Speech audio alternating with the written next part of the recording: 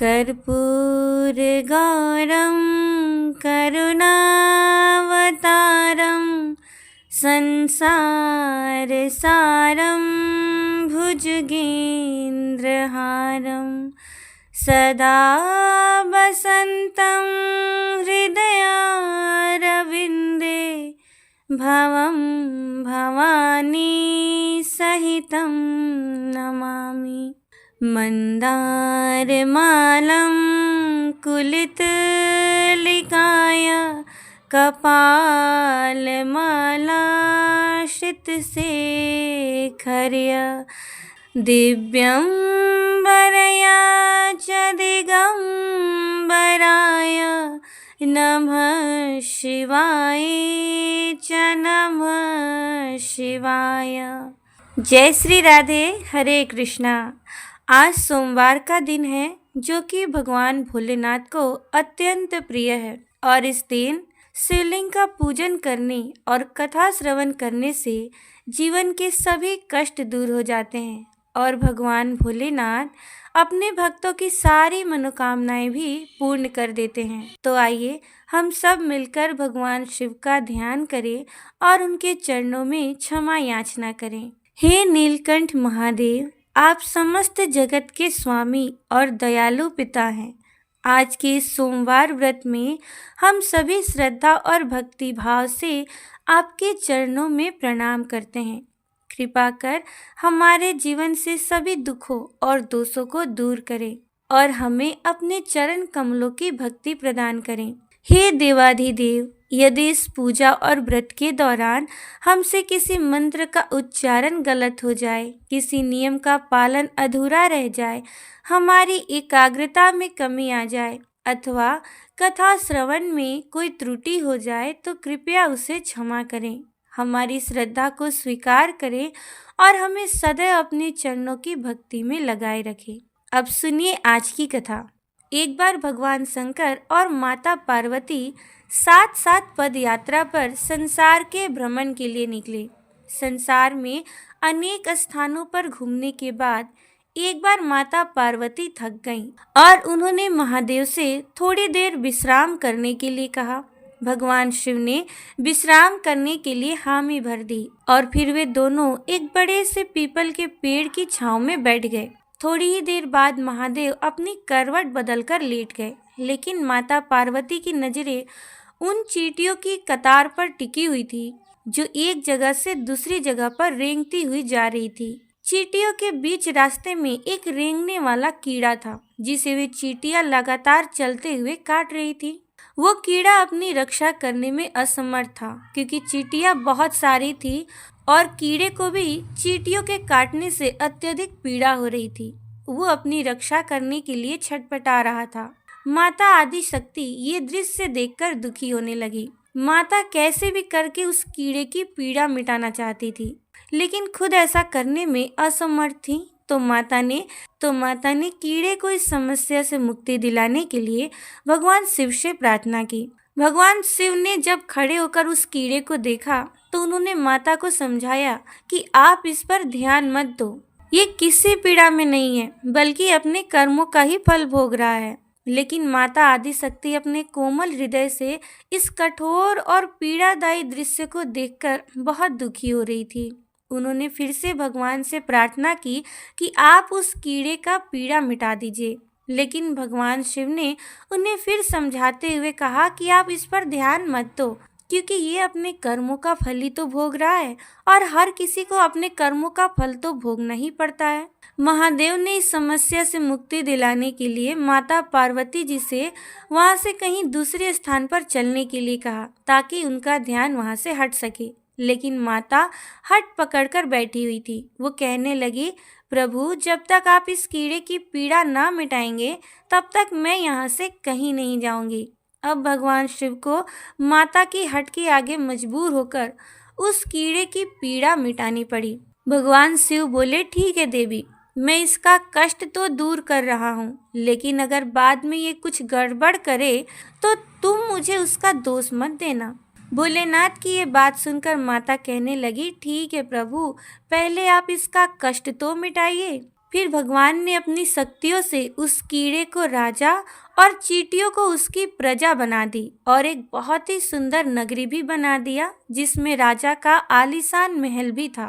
अब यहाँ से उस राजा की वास्तविकता शुरू हो गई, जिस कारण उसे एक कीड़े के रूप में पीड़ा मिल रही थी। अब जब सब कुछ बनकर तैयार हो गया, तब भगवान शिव ने राजा से, जो पहले जन्म में कीड़ा था, उससे कहा कि भाई अब तू अपना राजपाट संभाल, हम यहाँ से चलते हैं। लेकिन राजा अपने व्यवहार से बड़ा ही घमंडी था और एक चरित्रहीन भी था।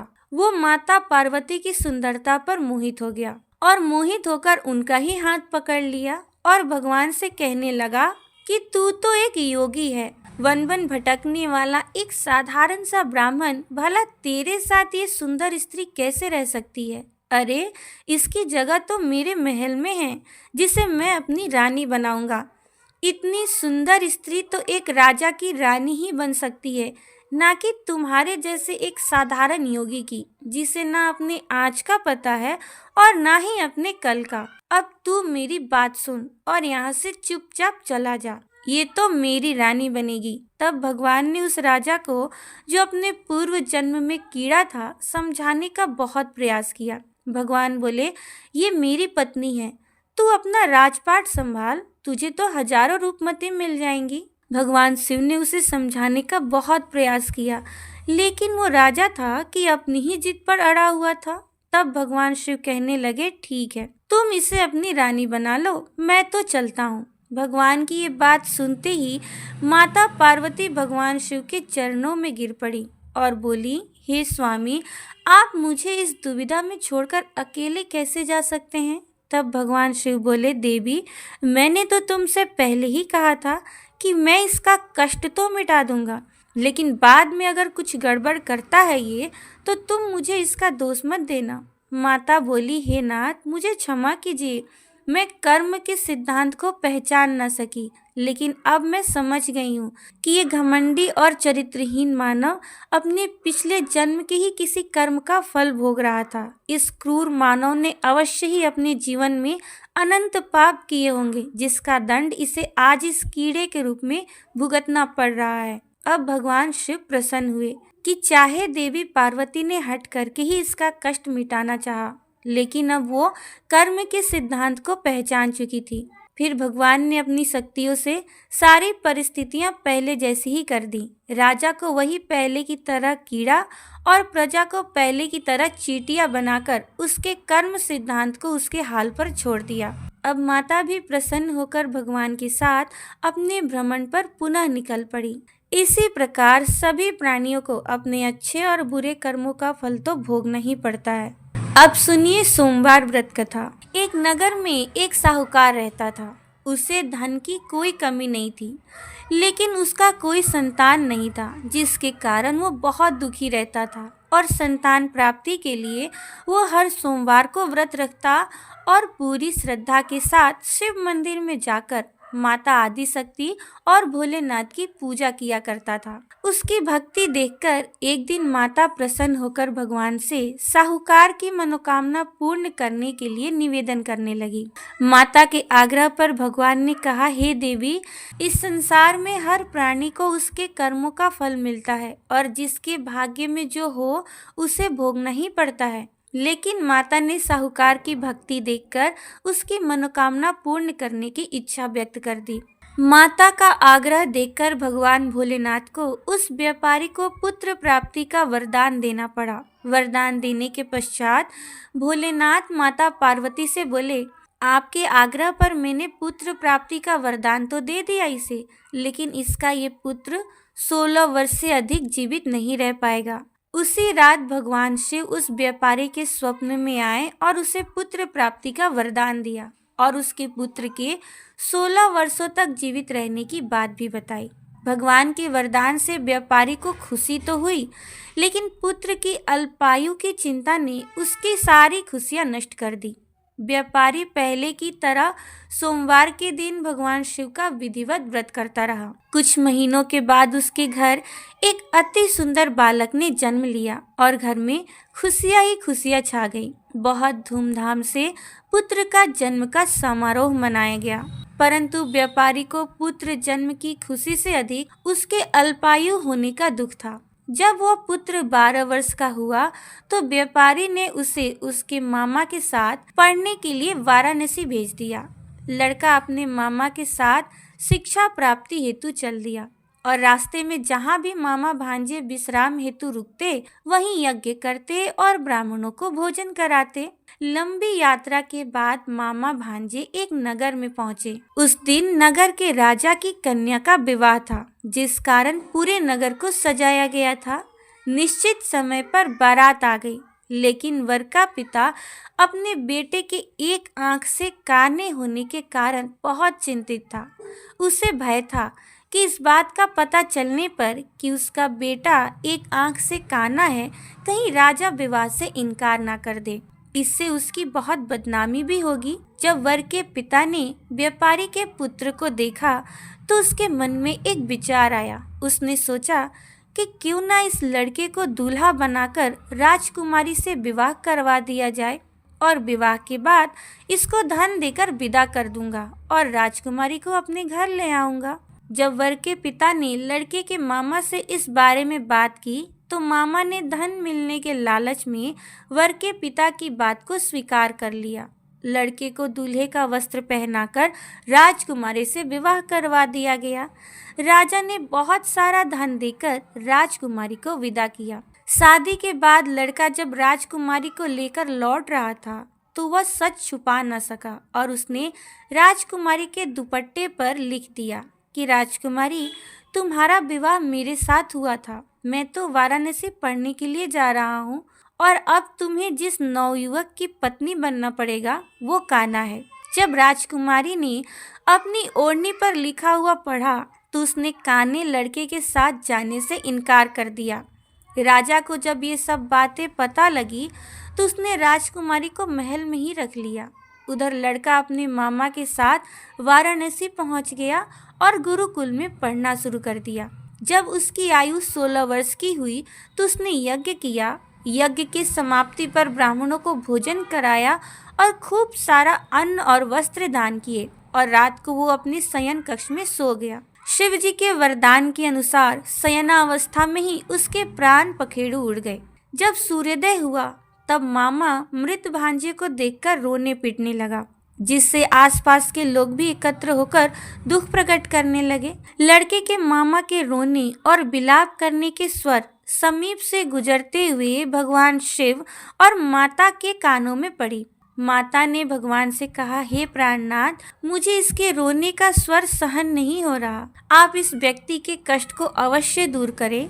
भगवान ने माता पार्वती के साथ अदृश्य रूप में समीप जाकर देखा तो भोलेनाथ माता पार्वती से बोले, हे देवी, ये तो वही व्यापारी का पुत्र है जिसे मैंने 16 वर्ष की आयु का वरदान दिया था। इसकी आयु पूरी हो गई है। माता ने फिर भगवान शिव से निवेदन कर उस बालक को जीवन देने का आग्रह किया। माता पार्वती के आग्रह पर भगवान ने उस लड़के को जीवित होने का वरदान दिया और वो लड़का कुछ ही पलों में जीवित होकर उठ बैठा।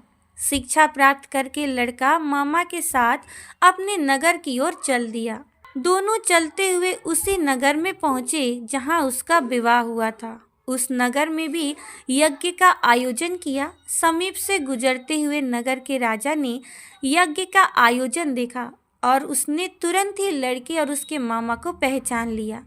यज्ञ समाप्त होने पर राजा मामा और लड़के को महल ले गया और कुछ दिन उन्हें महल में रखकर बहुत सा धन, वस्त्र आदि देकर राजकुमारी के साथ विदा कर दिया। इधर व्यापारी और उसकी पत्नी बेटी की प्रतीक्षा में भूखे प्यासे बैठे हुए थे और प्रतिज्ञा कर रखी थी कि यदि उन्हें उनके बेटे की मृत्यु की समाचार मिली तो वे दोनों अपने प्राण त्याग देंगे। परंतु जैसे ही उसने बेटे के जीवित वापस लौटने का समाचार सुना तो वो बहुत प्रसन्न हुआ। वो अपनी पत्नी और मित्रों के साथ नगर के द्वार पर पहुंचा और अपने बेटे के विवाह का समाचार सुनकर पुत्रवधू राजकुमारी को देखकर उसकी खुशी का तो ठिकाना ही न रहा। उसी रात भगवान शिव ने व्यापारी के स्वप्न में आकर कहा, हे श्रेष्ठी, मैंने तेरे सोमवार के व्रत करने और व्रत कथा सुनने से प्रसन्न होकर तेरे पुत्र को लंबी आयु का वरदान दिया है। पुत्र की लंबी आयु की बात जानकर व्यापारी बहुत प्रसन्न हुआ। शिव भक्त होने तथा सोमवार का व्रत करने से व्यापारी की सभी मनोकामनाएं पूर्ण हुई। इसी प्रकार जो भक्त सोमवार का विधिवत व्रत करके और व्रत कथा सुनते हैं, उनकी सभी इच्छाएं देवाधिदेव महादेव पूर्ण करते हैं। प्रेम से बोलिए नमः पार्वती पतये हर हर महादेव। अब सुनिए शिव चालीसा और आरती। जय गिरिजापति दीन दयाला, सदा करत संतन प्रतिपाला।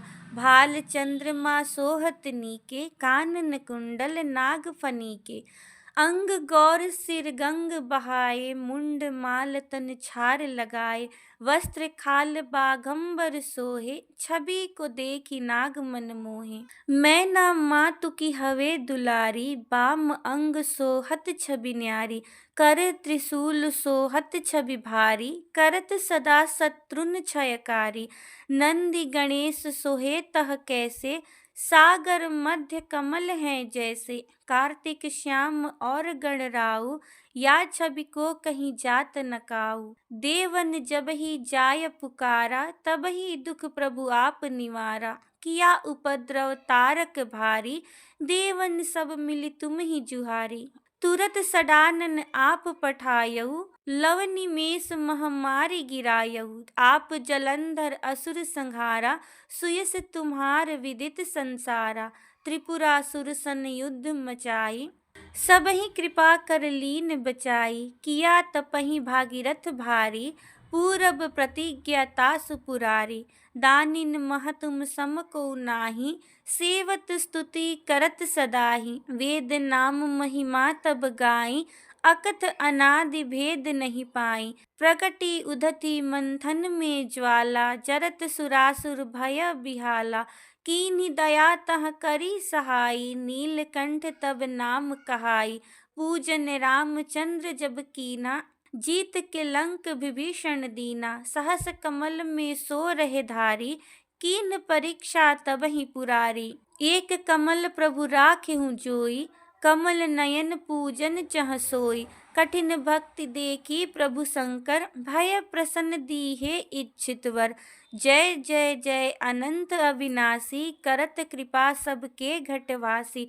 दुष्ट सकल नित मोहि सतावे, भ्रमत रहो मोहि चैन न आवे। त्राहि त्राहि मैं नाथ पुकारो, एहि अवसर मुहियान उबारो।